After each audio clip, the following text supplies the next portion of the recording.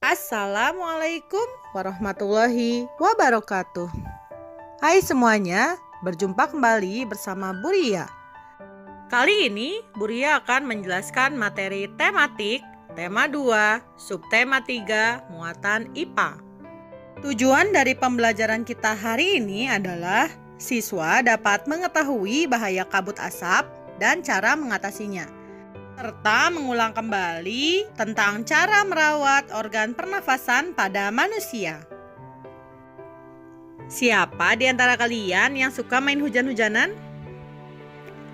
Saat musim hujan, udara di lingkungan kita terasa dingin.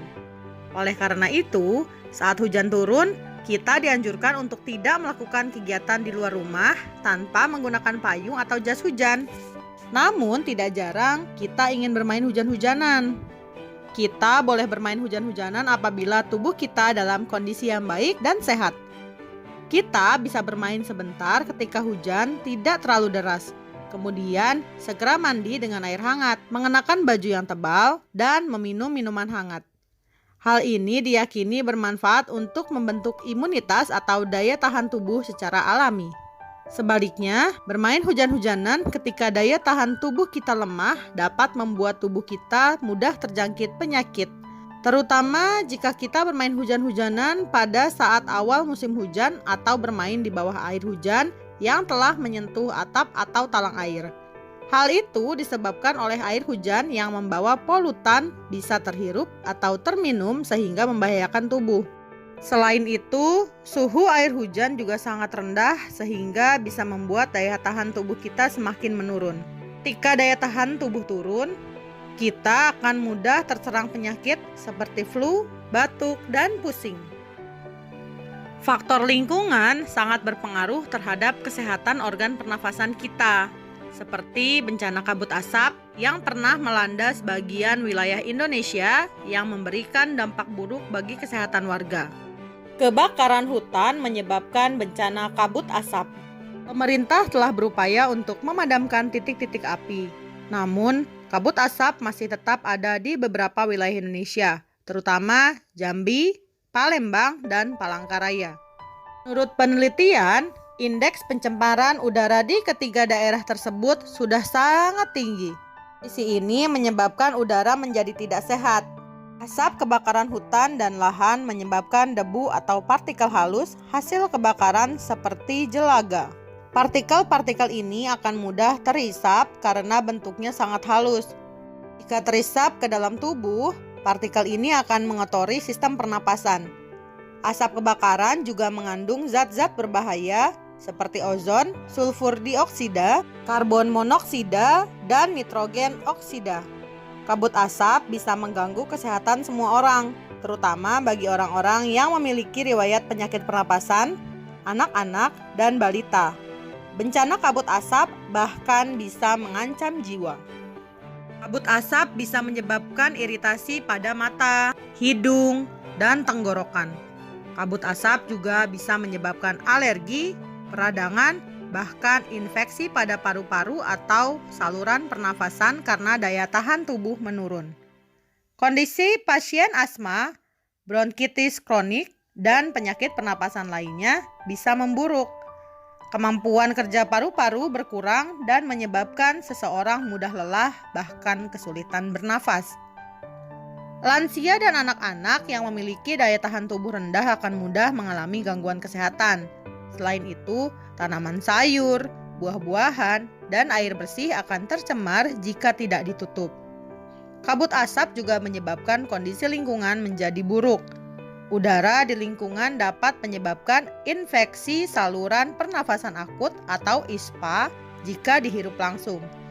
Oleh sebab itu, kita harus melindungi diri dari kabut asap dengan menghindari atau mengurangi aktivitas di luar rumah, terutama bagi penderita jantung dan gangguan pernafasan. Jika harus keluar rumah, gunakan masker untuk menutupi hidung dan mulut. Konsumsi air putih lebih banyak agar debu atau partikel halus yang menempel pada tenggorokan bisa larut dan masuk ke pencernaan sehingga ikut terbuang bersama kotoran. Jika mengalami kesulitan bernafas, segeralah berobat ke tenaga medis terdekat. Lakukan perilaku hidup bersih, sehat dengan mengkonsumsi makanan bergizi, buah-buahan, banyak minum, istirahat yang cukup, tidak merokok, dan menghindari perokok. Buah-buahan dan sayuran yang akan dikonsumsi sebaiknya dicuci terlebih dahulu. Selain itu, tempat penampungan air dan makanan juga harus ditutup dengan baik. Organ pernafasan sangat penting bagi tubuh kita. Organ pernafasan yang sehat dapat menjalankan fungsinya dalam sistem pernafasan dengan baik. Dengan demikian, kita pun dapat beraktivitas tanpa terganggu penyakit yang berkaitan dengan sistem pernafasan. Agar sistem pernafasan pada tubuh selalu sehat, kita harus memelihara kesehatan organ pernafasan. Cara yang pertama, memelihara kesehatan organ pernafasan. Lakukan olahraga secara teratur, makan makanan yang bergizi, tidur dengan posisi yang benar, serta memelihara kesehatan organ pernafasan secara teratur. Yang kedua, menghindari zat-zat yang merusak organ pernafasan. Caranya dengan tidak merokok, menghindari asap rokok dan asap kendaraan, menggunakan masker jika berada di lingkungan yang berdebu, menghindari makanan dan minuman yang mengganggu organ pernafasan, serta menghindari benda-benda pemicu alergi. Yang ketiga, menjaga kebersihan lingkungan sekitar. Buatlah ventilasi rumah yang cukup untuk menjaga sirkulasi udara. Bersihkan lingkungan secara teratur, menanam pohon di lingkungan rumah, serta menjaga kelembapan ruangan. Saat ini, kita sedang dihadapkan dengan pandemi COVID-19. COVID-19 ini menyerang organ pernafasan manusia. Lindungi diri kalian dan orang sekitar dan ambil langkah pencegahan yang sesuai. Cucilah tangan secara rutin, gunakan sabun dan air atau cairan pembersih tangan berbahan alkohol. Selalu jaga jarak aman dengan orang yang batuk atau bersin. Kenakan masker jika pembatasan fisik tidak dimungkinkan. Jangan sentuh mata, hidung, atau mulut. Saat batuk atau bersin, tutup mulut dan hidung dengan lengan atau tisu. Jangan keluar rumah jika merasa tidak enak badan. Jika demam, batuk, atau kesulitan bernafas, segera cari bantuan medis. Hindari interaksi secara langsung seperti berpelukan, berjabat tangan, dan lain sebagainya. Dengan menghindari kontak kulit dengan orang lain, maka kalian dapat mengurangi penyebaran virus corona. Virus inilah yang menyebabkan penyakit COVID-19. Selalu gunakan barang sendiri dan hindari untuk meminjam barang pada orang lain. Perhatikan jarak fisik dengan orang lain minimal 1 meter. Langkah ini dapat diterapkan saat berada di tempat umum ataupun saat di luar rumah guna menangkal virus masuk ke dalam tubuh dan menyebabkan masalah kesehatan yang serius. Cuci selalu bahan makanan yang diperoleh sebelum mengolahnya, sebab pada bahan makanan selalu saja terdapat kemungkinan adanya kuman, bakteri, hingga virus corona. Kalian dapat mencuci bahan makanan sebelum disimpan di lemari pendingin dengan menggunakan larutan hidrogen peroksida ataupun cuka yang dapat membunuh bakteri, kuman, dan virus dengan cukup efektif. Virus corona dapat menempel pada permukaan benda yang sering terjadi interaksi.